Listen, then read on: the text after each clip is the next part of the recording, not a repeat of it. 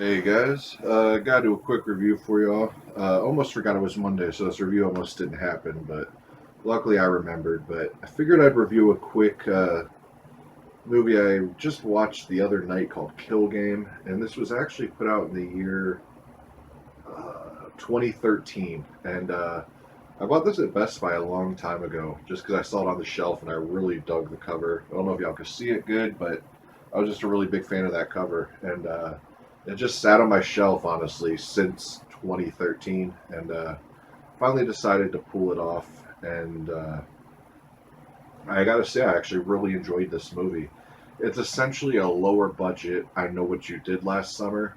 Uh, just not as high production values. It is an indie film, but this film is notable for being the first film that ever used a certain kind of camera. I don't remember what the camera's called, but it's some high def camera, and it actually shows on this Blu-ray because this Blu-ray looks stunning actually for a lower budget film. But a general plot line, real quick, for this is, without giving anything away, is these kids basically play a prank on this dude, and he ends up dying. And then the kids are grown up now, and they're all getting picked off one by one. And that's the story.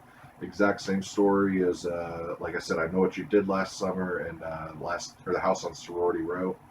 But yeah, this one is pretty good. I mean, this thing it has a run of the mill plot, but it makes up for it with like really brutal, interesting kills. Like there's one kill where this dude's hanging upside down, and this killer's spraying some kind of spray. It looked like hairspray or something all over him, and then sets him on fire. And there's some really badass kills with that.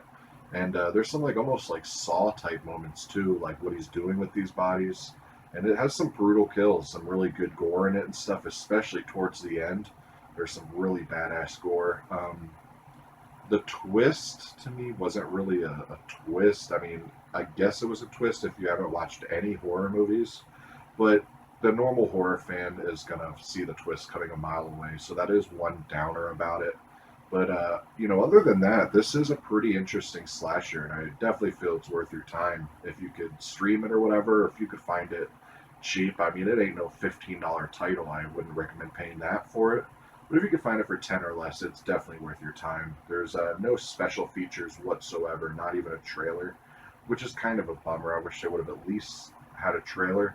But one thing I gotta say about this too is it has one of the creepiest masks I've ever seen in a horror movie. It's like a Marilyn Monroe mask, but it's white, and the eyes on this thing are just really creepy.